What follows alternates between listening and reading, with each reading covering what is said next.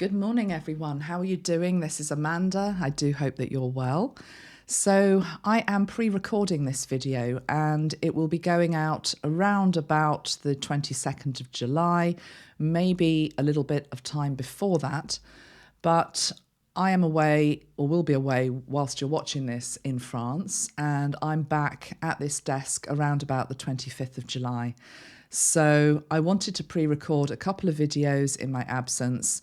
This one linked into Mary Magdalene, and in particular her feast day, which is on the 22nd of July. And I'm also going to pre-record a video for the Cancer new moon on the 17th of July. Okay, so this video is linked into Mary Magdalene's energy. It's a chance for us just to have some time in her energy, talk about some of the stories that are said of her. I'm going to be pulling some cards from the Magdalene Oracle by Toni, Carmine, Salerno, as well as my own Christ Consciousness deck, where she features in 3 of the cards. And also, one of the prompts for this video is that it's been about 6 months in the making, but we have created with a candle maker the second one of our bespoke candles. And this is the Mary Magdalene candle. And I asked the lady to get it ready for the 22nd of July. So hopefully by the time you watch this, it will be in my shop, angeliccelestialcolours.co.uk. Tracy will have put that up there.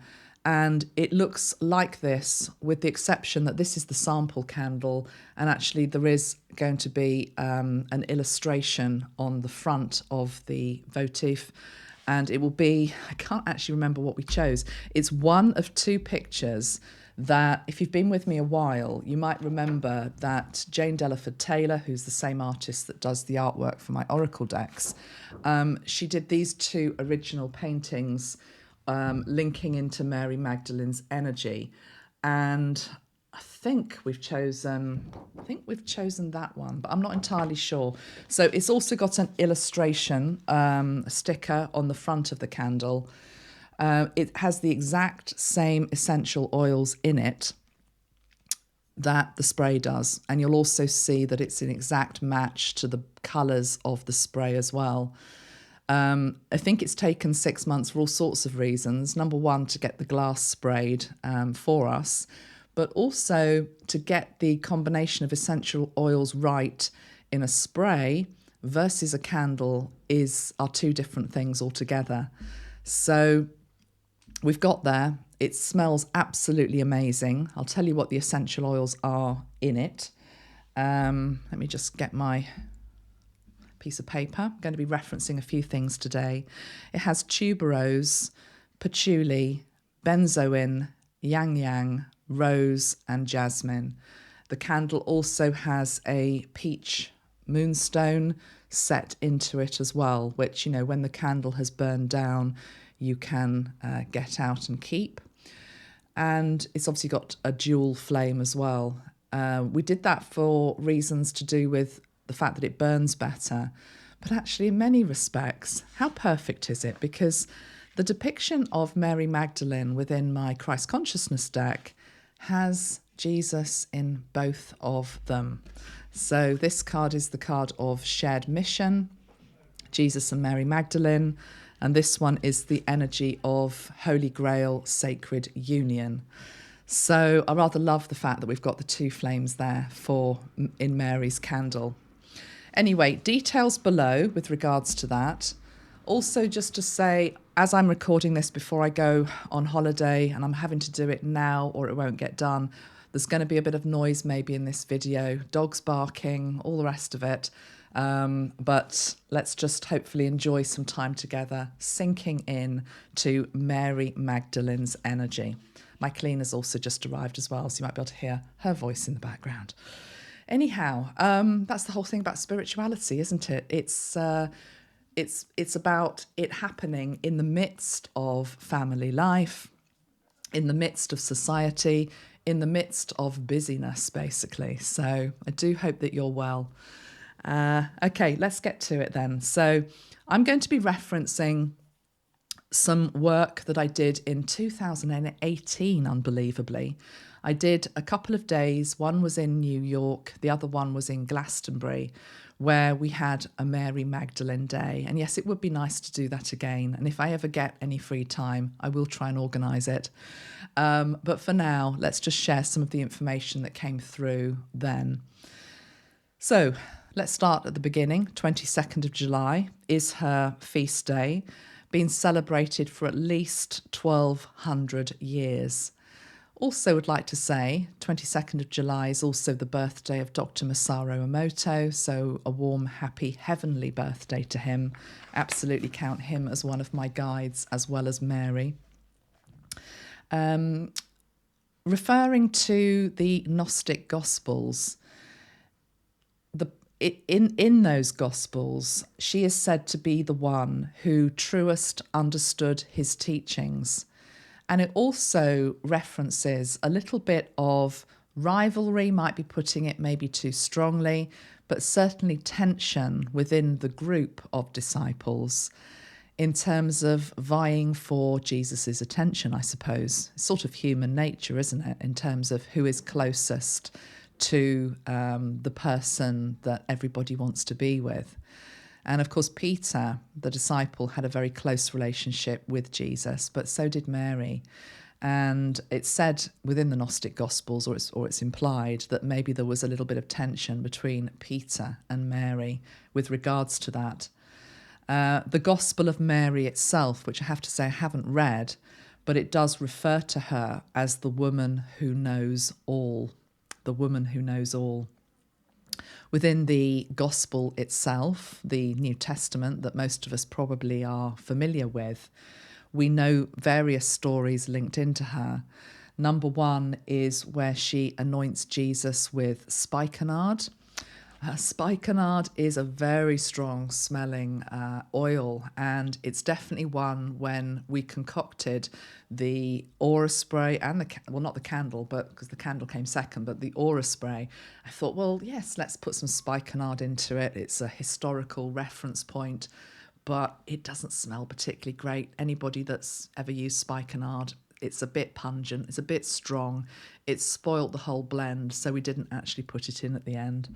But yeah, she's said to have been the one who anointed Jesus with it. I'll come back to the story about the demons supposedly within her. I think that's a very good example of the early writers, the early Christian church, wishing to demonize her. In fact, let's go there now. I've said this before in other videos, but the thing with Mary is certainly the early Catholic Church declared her to be a prostitute, which then hundreds of years later they had to go back and say actually she wasn't. But it's almost as though the damage had been done. She was painted as this fallen woman. She never was that. She was a very loyal disciple of Jesus, and as I've just said, the one who probably truest understood his teachings.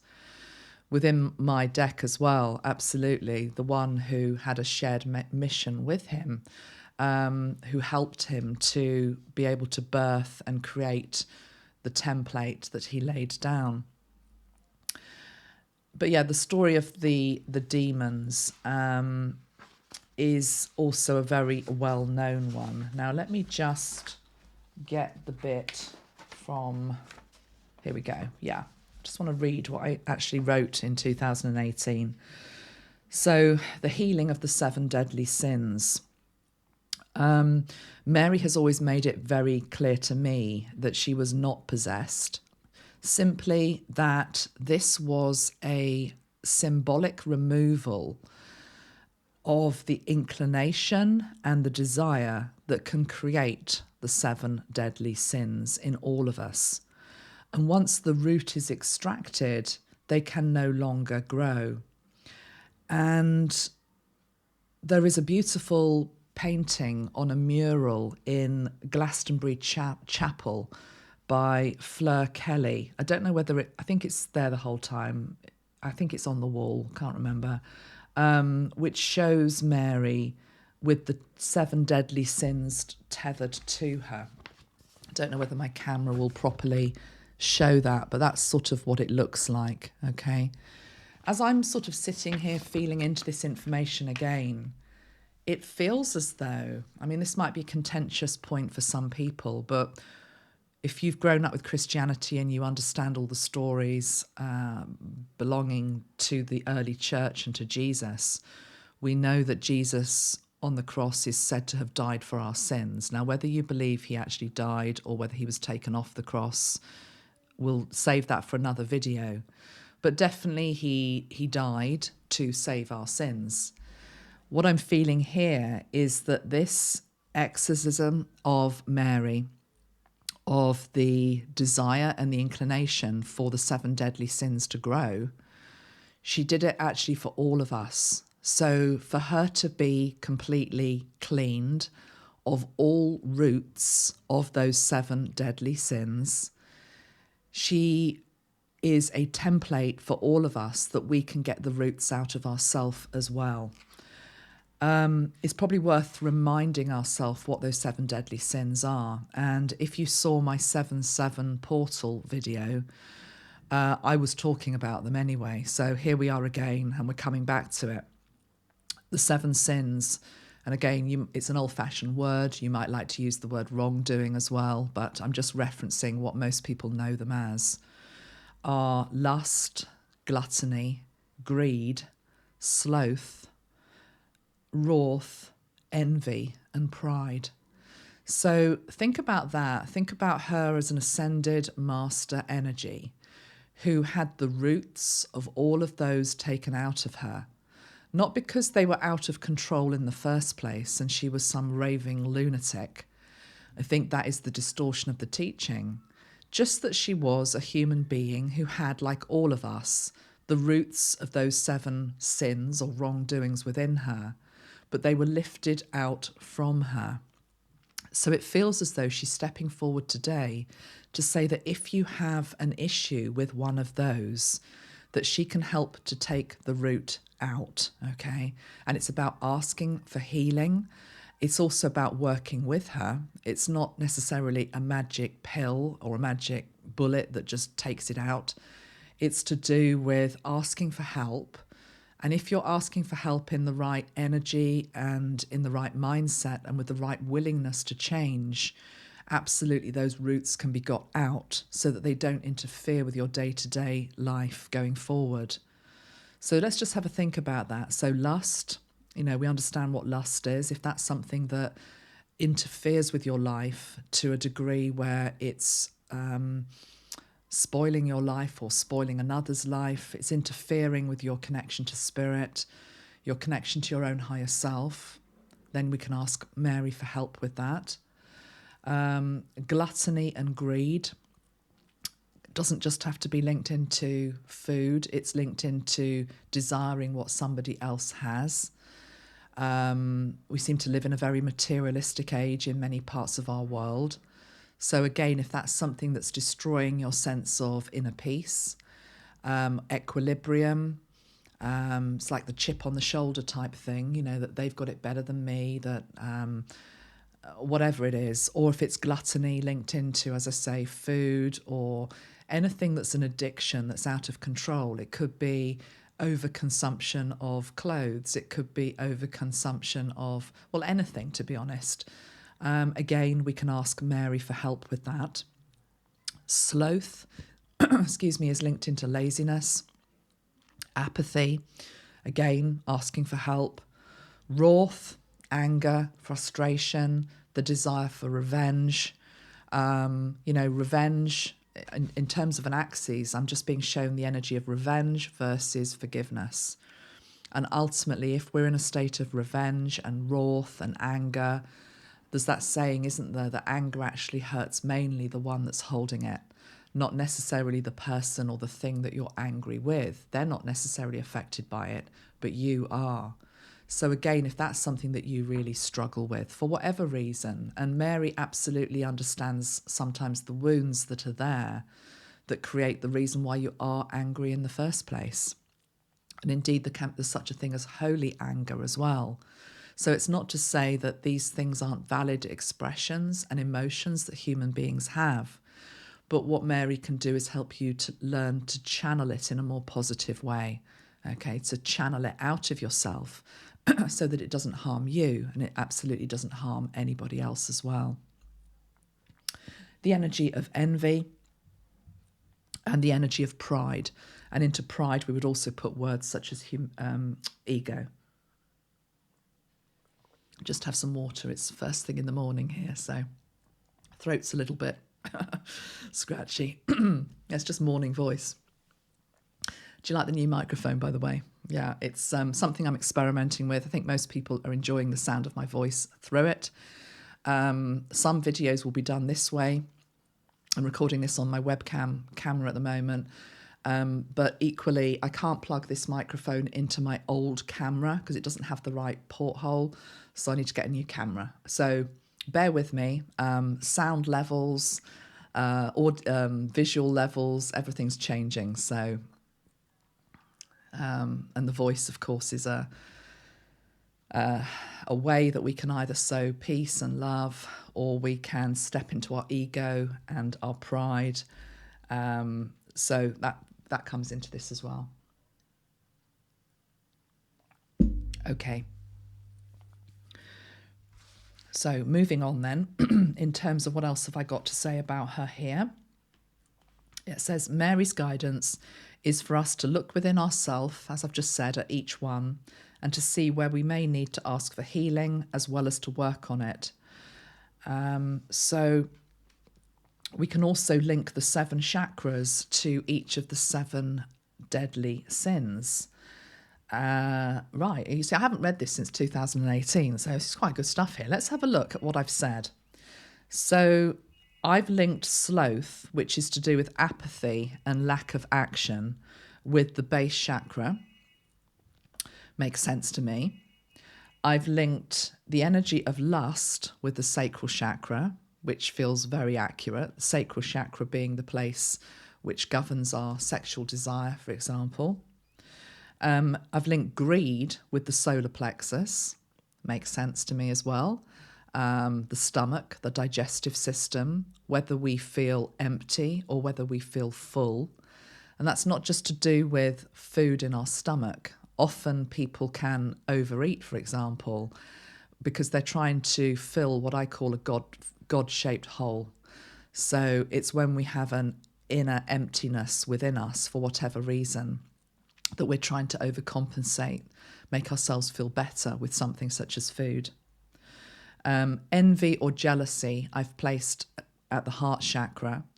So again, to compensate and to correct that imbalance, looking at energies such as kindness and softness, and of course the energy of love. In terms of gluttony, which would be overeating, again, I've put the throat chakra. It's where you actually swallow food. Wrath feels as though it sits within the third eye chakra, because it's to do with how do we see things and what perspective do we choose to take.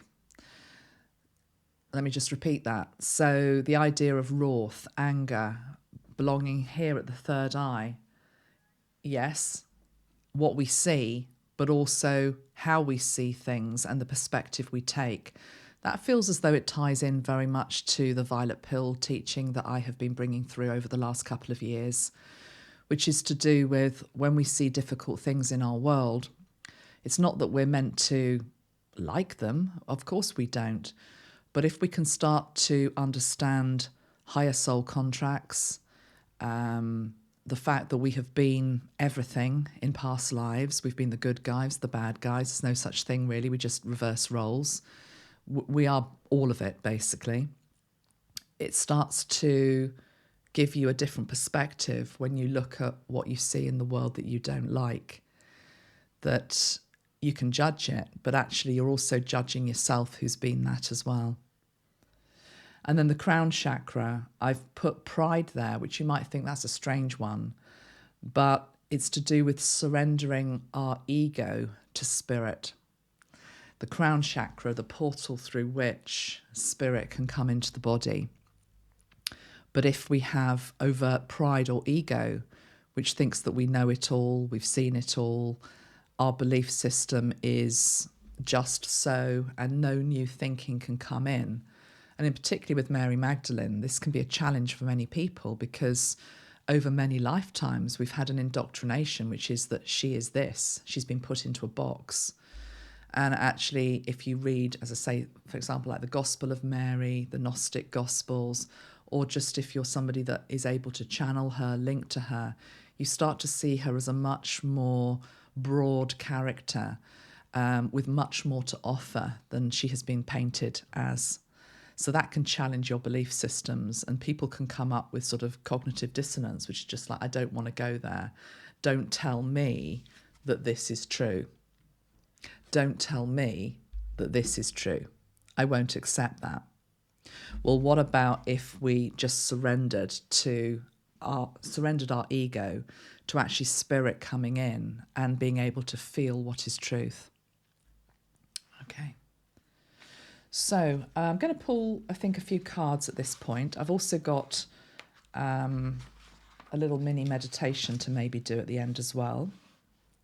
But I'm going to read out this, which is something that I read out to the group at the start of our day together when we were in person, but I think will work very nicely online as well. So I'm just going to spray once more the energy of Mary.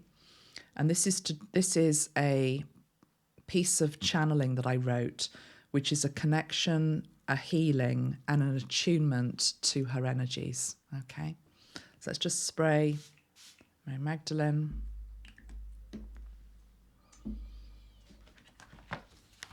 Ready? So we sit here as a group of people, whether you're male, whether you're female, a group of people who Mary has called to remember, to recreate, to join and link once again as beloved sisters of the Magdalene line, who were witnesses, who were illuminated by the light 2,000 years ago.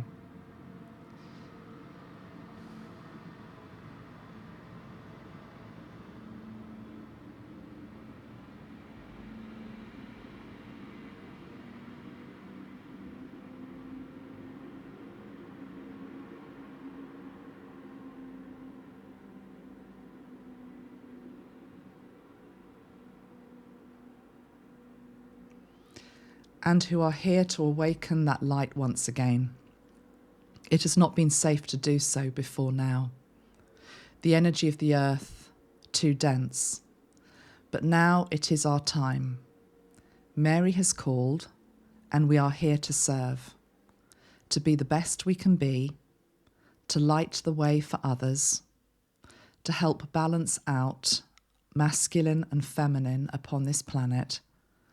And that journey starts now with us, asking for our right hand masculine side to be filled with Christ's presence, infinite and unconditional love, familiar and known, coming in on a soft peach ray of light, integrating, becoming one with our masculine selves, to act with love, to be motivated by love, to work for love, to fight for love, to remove anything that does not serve love, to balance and remove from our masculine side any aspects of sloth, lust, greed, envy, gluttony, wrath,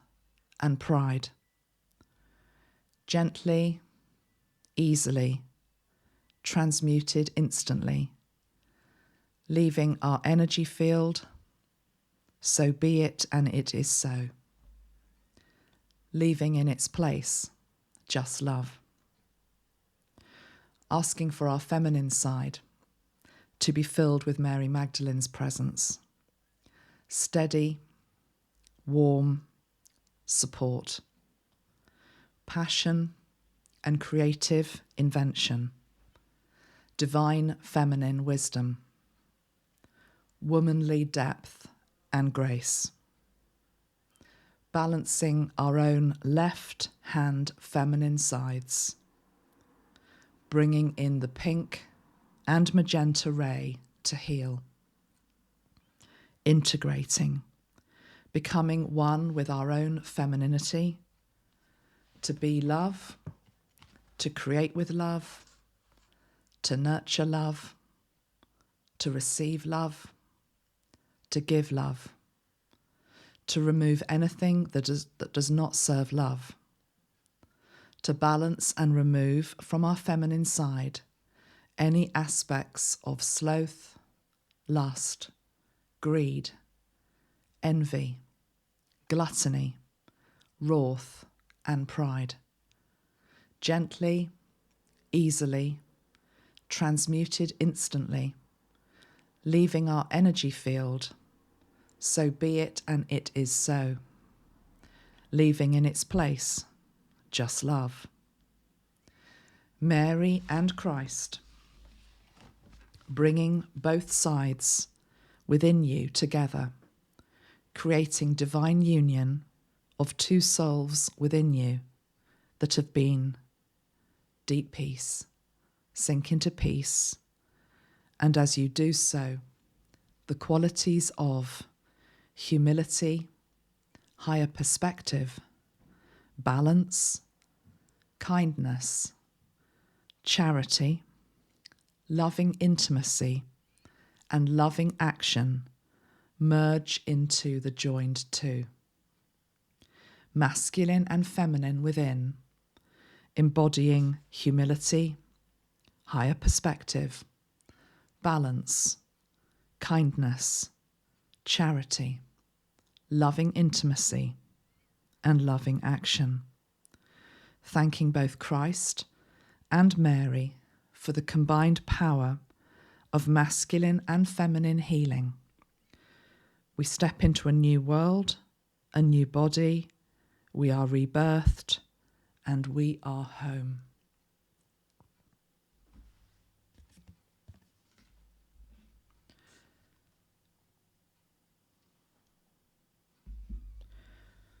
So I wrote that in 2018, July the 15th, pretty much to the day, all those years later. I'm putting it out onto YouTube. It was amazing how time just shifts. Okay.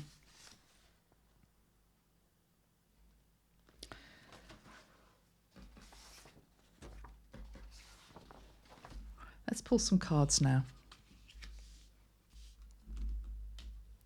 Let's go to the Magdalene Oracle deck by Toni, Carmine, Salerno.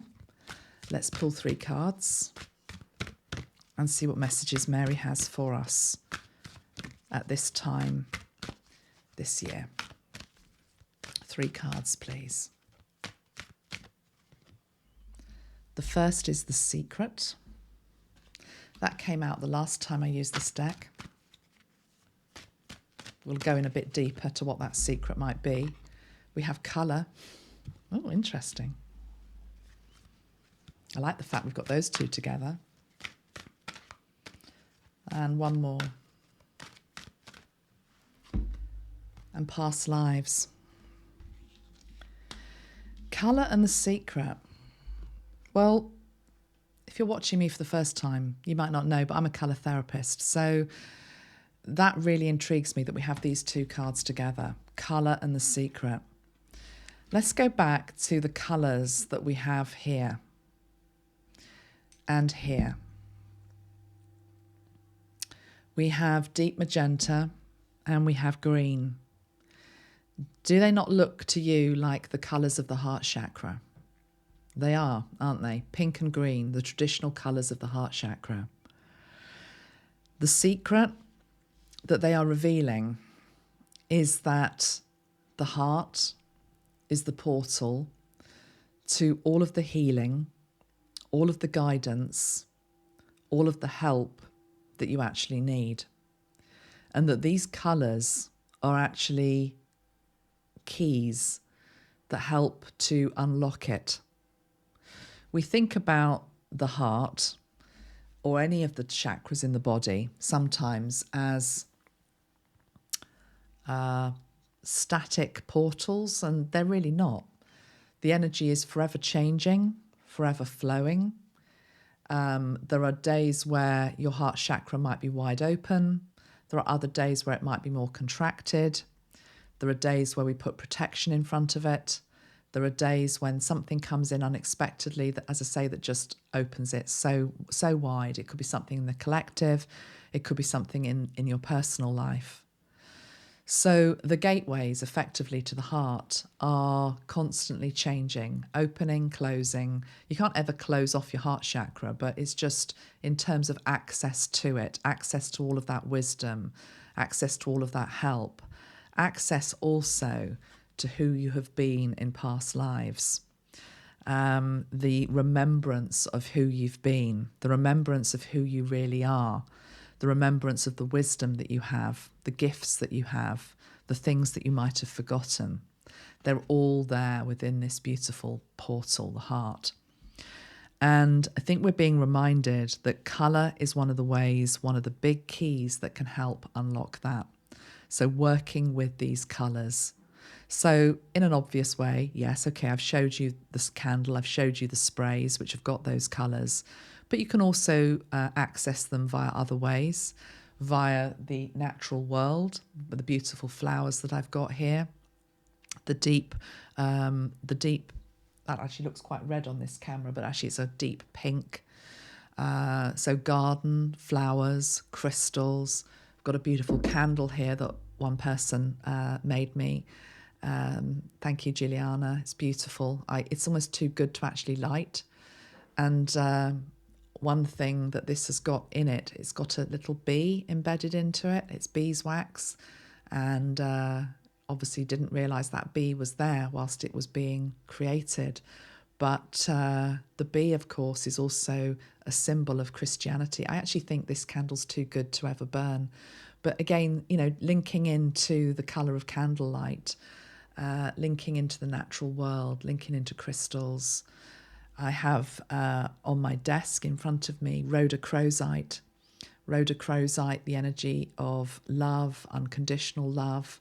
It's a beautiful crystal that helps us to, yes, unlock the heart chakra, but also to heal our wounds. I rather love this one, obviously in the shape of a heart itself. So that feels as though that's what that's about to me. Let me just get the book, though, that goes with the deck, because I'd like to read the card, which is the secret, because it feels as though there's probably another message as well, other than what I've just said. So let's see what the author actually wrote, if I can find it. Yeah. So it says here, someone will soon confide in you, and the information they divulge may shock or disturb you. You may feel torn between the loyalties you have for two people, and this creates a dilemma for you. I'll tell you what is coming to mind as I'm reading this in a minute, okay? What is the right thing to do? Should you divulge the information or stay silent? In your heart you will know. Ultimately, you must be true to yourself, for only in doing so can you be true to others. Revealing the truth will definitely cause upheaval, but eventually, as things settle down, your honesty and your courage will be appreciated. Don't dwell on feelings of guilt. Express what is in your heart, for a hidden blessing is in store for all. As a result of the coming events, both you and others will feel a sense of relief. These are positive results for all concerned. However, these can only be actualized through your courage and love. Now, over and above something that might be happening to you in your individual lives, I think this is a collective message. And I think this is Mary saying this is where we are at as a collective. There are secrets that are to be revealed in our world that are deeply distressing. And in terms of colour, I suppose it would be the bottom of the barrel, the darkest, deepest tones, black basically, facing a dark night of the soul, facing subjects and secrets that have been long hidden, where people are going to feel in despair, in total void, the blackness, the void, not knowing who to believe, who to trust, what's real, what isn't. And the energy of colour is the rainbow that is there to say that the sun always comes back up in the morning. The rainbow is God's blessing, that through the hard times, the rain, the darkness, the colour can come back to our world. It feels as though we're going to be entering a moment where, and this has been ongoing for a while, but it's accelerating now, where we're just going to have to face those uncomfortable secrets that have been long forgotten and buried. I think most of you know probably what I'm referencing there, certainly things such as child sex trafficking as one example. So that's one interpretation of the card, which feels very accurate, this combination of cards. But also I feel as though there is something here linked into the secret being Mary herself and actually who she was. So I think once we have reformation within the Catholic Church, because disclosure and secrets and healing and tower moments will come into every single structure in our world, every government structure, every leading organisation, and that absolutely will include the church. And I feel that when it comes into the Catholic Church in particular, many secrets will be revealed. And I'm choosing my words carefully for very obvious reasons. But again, I just feel this is Mary's energy that wants to soar and to be recognised and will be recognised by future generations in a much more different way than has ever been in the past. So those of us that actually understand the language in terms of what I'm saying here about Mary Magdalene and who she actually was and why we have her represented like this, for example, in my deck, we are the way showers. We are the ones that will help others to assimilate this information when it becomes more common knowledge. And it feels as though Mary Magdalene, as well as many other ascended master energies, feminine energies, will be spearheading this birth of the divine feminine across our world and within ourselves as well. Whether you are masculine, whether you are feminine, we all have a feminine side to ourself. So helping to birth that in ourself, but also in the wider world. 37 minutes, 37 seconds, as I said that. It just felt important that I noted those number frequencies. Okay, anything else that I want to say? I mean, on the bottom of the deck, we have the card of family, and it's the tree. And the fact that we all can take shelter underneath the tree, that we are all part of the wider tree, that we are a family, that the human race is a family, coming back to that remembrance, that all upon it are God's fruit, effectively. So that's the message from those cards. Okay, I think I'm going to finish up just by seeing if there's anything that I've left out of there, and I don't think there's anything else I want to say. I think I'll just pull a few charms for Mary.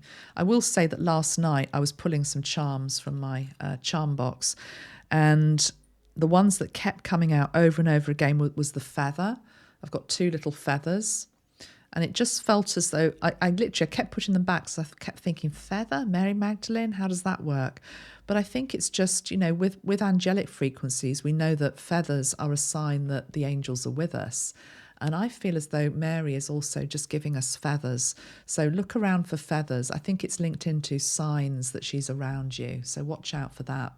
Okay, I'm going to pull 3 charms from here and we'll see what other message comes from the charms today. So Mary Magdalene, let's have 3, please. A bone. Where are the skeletons buried? Where are the skeletons buried? I feel that's saying the bone. The cat.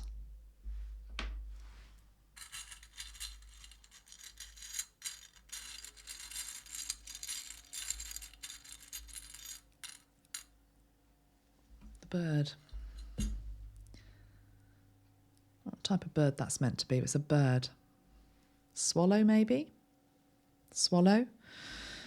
So cat, bone and bird.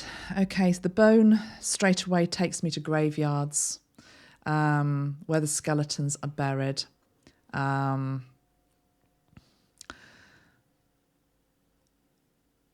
Is this also maybe a reference to relics from maybe her relics linked to Mary that actually are in existence, that have been buried, that have been hidden?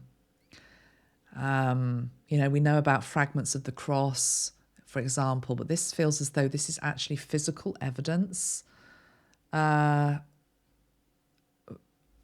don't know, you know, the times we're in now with DNA technologies, whether you're able to trace back. Well, you would be able to trace back, wouldn't you, if there was skeletal remains found? And then, of course, you can trace a bloodline, a lineage. I'm also hearing the thing about dogs which won't let a bone go, you know, give a dog a bone, but it's that thing about getting your teeth into something and not letting it go. Dogged determination, she's saying, dogged determination to get to the truth. This can unfortunately also be a reference to those that have been killed and sacrificed, remains being found. I feel in the crypt of the Vatican. Sorry if that offends anybody, but that's what I'm feeling. The cat is an interesting one. The cat can be a symbol of protection. All good witches need a cat. Oh, I love that. I'll probably be lifted out of this video as evidence that I am a witch. I'm a white witch. I mean, you know, it's nothing wrong with that. You know, what is a white witch? A white witch is just somebody who believes in the earth cycles and nature and the healing power of herbs and colours and crystals, and most of us are that. It's nothing dark or terrible. But, you know, I wouldn't be surprised if Mary Magdalene had her own little cat. She's got an animal cat. There's the totem there. There's an animal totem, the cat. But I'm also linking back to Egypt with this. Okay, so stories from ancient Egypt linking into the goddess energy. Very much like the Christ consciousness is a template that Christ embodied beautifully, of course, but equally can be seen in other traditions. The energy of the goddess and Egypt linking to Mary Magdalene. And some of you I know can help me out with that. Keith, if you're watching, please help me out. That there's something here with the cat and the swallow, the bird. Swallows and Amazons, I'm hearing. Swallows and Amazons was a book, wasn't it? Let's just see what the storyline is for Swallows and Amazons. Swallows and Amazons. Here we go. It was a novel by English author Arthur Ransom, published on the 21st of July, the day before her feast day in 1930. Set in the summer of 1929 in the UK, the book introduces the main characters as well as their mother, Mary, and their baby sister, Bridget. Or what's it about? I don't really know. The book was inspired by a summer spent by Ransom teaching the children of his friends, somebody others, to sail. So, plot summary. Relates to the outdoor adventures and play of two families of children. These involve sailing, camping, fishing, exploration and piracy. They sail a borrowed dinghy named Swallow and meet other children who sail a dinghy named Amazon. So it's all about sailing. I think there's an energy here of travelling over waters, is what she's saying. The stories, the myths that Mary and Jesus travelled overseas to France is, I think, what that is referencing. And I'm going to leave you there because it's 44 minutes long now, this video. But should we just do one more totem? I can't help myself. Let's just do one more. Then I need to get the Leo, no, not the Leo, the Cancer New Moon video done for you. And then I need to pack one more totem from Mary. We have the stag. The stag. That feels like such a reference to the divine masculine energy, the stag with the antlers. And stags sort of, they spar, don't they? But we did some healing within this video, linking into the divine masculine energy as well, and just helping to lift out those impulses, those 7 deadly sins or wrongdoings, so we can lead a more balanced life with both our masculine side and our feminine side more healed. I do hope you enjoyed this time with me and with Mary. Sorry it was a little bit all over the place, but as I say, I just had to press record. I will put the details of this beautiful candle below. It should be in the shop by the time this video comes up. And I very much look forward to telling you all about my adventures in France when I get back on the 25th. I'm going to be linking into the energy of Mary there. I have no doubt whatsoever. Really looking forward to it, and the chateaus and the wine and all of it. Take great care of yourself. Have a good couple of weeks, and I'll see you very soon. Thank you very much. Bye-bye for now. Bye.